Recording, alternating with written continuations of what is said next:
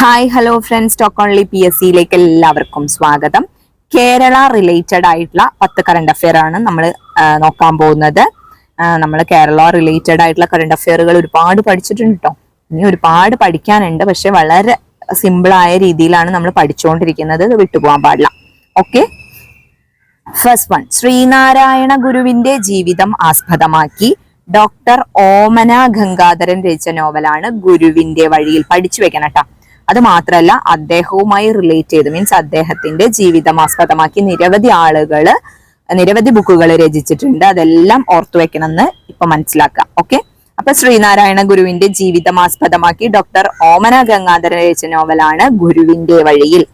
Next, second one, സ്ത്രീകൾക്ക് മെച്ചപ്പെട്ട വരുമാനവും തൊഴിലും ലഭ്യമാക്കി സാമ്പത്തിക സ്ഥിരതയിലേക്ക് സംസ്ഥാനത്തെ നയിക്കുക എന്ന ലക്ഷ്യത്തോടെ കുടുംബശ്രീ നടപ്പിലാക്കുന്ന പദ്ധതിയാണ് K-Lift. സ്ത്രീകൾക്ക് മെച്ചപ്പെട്ട വരുമാനവും തൊഴിലും ലഭ്യമാക്കി സാമ്പത്തിക സ്ഥിരതയിലേക്ക് സംസ്ഥാനത്തെ നയിക്കുക എന്ന ലക്ഷ്യത്തോടെ കുടുംബശ്രീ നടപ്പിലാക്കുന്ന പദ്ധതി K-Lift. തേർഡ് വൺ, കേരളത്തിലെ ആദ്യ ആർട്ടിഫിഷ്യൽ ഇന്റലിജൻസ് അധ്യാപിക ഐറിസ് ആണ് കേട്ടോ. കേരളത്തിലെ ആദ്യ ആർട്ടിഫിഷ്യൽ ഇന്റലിജൻസ് അധ്യാപിക ആരാണ്? ഐറിസ്. ഓക്കെ, ഫോർത്ത് വൺ, ചെറിയ കുറിപ്പിൽ നിന്ന് വീഡിയോ നിർമ്മിക്കാൻ കഴിയുന്ന ChatGPT അവതരിപ്പിക്കുന്ന സാങ്കേതിക വിദ്യയാണ് സോറ. Very very important. ചെറിയ കുറിപ്പിൽ നിന്ന് വീഡിയോ നിർമ്മിക്കാൻ കഴിയുന്ന ChatGPT അവതരിപ്പിച്ച സാങ്കേതിക വിദ്യയാണ് സോറ. ഓക്കെ, ഫിഫ്ത് വൺ, സേവനങ്ങൾ ക്ഷീര കർഷകരുടെ വീട്ടുപടിക്കൽ എത്തിക്കുന്നതിനും വിജ്ഞാന പ്രവർത്തനങ്ങൾ ത്വരിതപ്പെടുത്തുന്നതിനും മൃഗസംരക്ഷണ വകുപ്പ് കുടുംബശ്രീയുമായി ചേർന്ന് രൂപീകരിച്ച കർമ്മസേനയാണ് A-Help. അപ്പൊ മൃഗസംരക്ഷണ വകുപ്പ് കുടുംബശ്രീയുമായിട്ട് ചേർന്ന് രൂപീകരിച്ച കർമ്മസേനയാണ് A-Lift. എന്തിനു വേണ്ടിയിട്ടാണ്? സേവനങ്ങൾ ക്ഷീര കർഷകരുടെ വീട്ടുപടിക്കൽ എത്തിക്കുന്നതിനും വിജ്ഞാന പ്രവർത്തനങ്ങൾ ത്വരിതപ്പെടുത്തുന്നതിനും. ക്ലിയർ? നെക്സ്റ്റ്, സിക്സ്ത് വൺ, നവകേരള നിർമ്മിതിക്കുള്ള പുതിയ ചുവടുവെപ്പിന്റെ ഭാഗമായി സമൂഹത്തിലെ നാനാ തുറകളിൽ നിന്നുള്ള ജനങ്ങളുമായി മുഖ്യമന്ത്രി മുഖാമുഖം നടത്തുന്ന പരിപാടിയായിരുന്നു നവകേരള കാഴ്ചപ്പാടുകൾ. എന്താണ് നവകേരള കാഴ്ചപ്പാടുകൾ?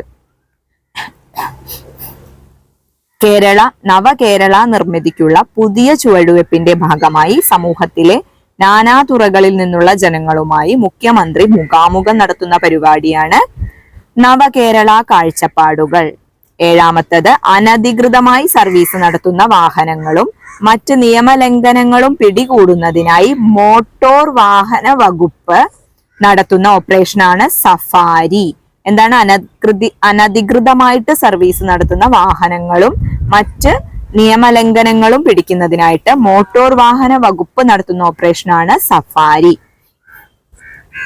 നിരോധിത മയക്കുമരുന്നുകളുടെ സംഭരണം, വിപണനം തുടങ്ങിയ പ്രവർത്തനങ്ങളിൽ ഏർപ്പെട്ടിരിക്കുന്നവരെ പിടികൂടുന്നതിനായി കേരള പോലീസ് സംസ്ഥാന വ്യാപകമായിട്ട് നടത്തിയ ഓപ്പറേഷനാണ് D-Hunt. എന്താണ് D-Hunt? നിരോധിത മയക്കുമരുന്നുകളുടെ സംഭരണം അതുപോലെ തന്നെ വിപണനം തുടങ്ങിയ പ്രവർത്തനങ്ങളിൽ ഏർപ്പെട്ടിരിക്കുന്നവരെ പിടിക്കുന്നതിനായിട്ട് കേരള പോലീസ് സംസ്ഥാന വ്യാപകമായി നടത്തിയ ഓപ്പറേഷനാണ് D-Hunt. നയൻത് വൺ, ഏറ്റവും കൂടുതൽ അടിയന്തര പ്രമേയ നോട്ടീസുകൾ ചർച്ച ചെയ്ത് റെക്കോർഡ് നേടിയ കേരള നിയമസഭ ഏതാണ്? 15ാം കേരള നിയമസഭയാണ് ഏറ്റവും കൂടുതൽ അടിയന്തര പ്രമേയ നോട്ടീസുകൾ ചർച്ച ചെയ്ത് റെക്കോർഡ് നേടിയത്. പത്താമത്തെ, എത്ര വയസ്സിനു മുകളിൽ പ്രായമുള്ള മുതിർന്ന പൗരന്മാർക്കാണ് ലോകസഭ നിയമസഭ തിരഞ്ഞെടുപ്പുകളിൽ പോസ്റ്റൽ വോട്ട് ചെയ്യുന്നതിനുള്ള സൗകര്യം? അതായത് 85 വയസ്സിന് മുകളിൽ പ്രായമുള്ള മുതിർന്ന പൗരന്മാർക്കാണ് ലോകസഭ നിയമസഭ തിരഞ്ഞെടുപ്പുകളിൽ പോസ്റ്റൽ വോട്ട് ചെയ്യുന്നതിനുള്ള സൗകര്യം ലഭിക്കുക എന്നോർത്തു വെക്കാം. അപ്പൊ നമ്മൾ 10 കേരള റിലേറ്റഡ് ആയിട്ടുള്ള ഫാക്ട്സും പഠിച്ചു കഴിഞ്ഞു. ഓക്കെ, അപ്പൊ എല്ലാവരും പഠിച്ചുകൊണ്ടിരിക്കുന്നത് എന്നാണ് വിചാരിക്കുന്നത്. പഠിച്ചുകൊണ്ടിരുന്നാൽ തന്നെ സെക്രട്ടേറിയറ്റ് കിട്ടും. മറ്റൊരു സന്തോഷം കൂടി നമ്മൾക്ക് പറയാനുള്ളത്, KAS കേരള അഡ്മിനിസ്ട്രേറ്റീവ് സർവീസിലേക്ക് കോൾ ഫോർ ചെയ്യുമെന്ന് ന്യൂസുകൾ ഇങ്ങനെ വന്നുകൊണ്ടിരിക്കുന്നുണ്ട്.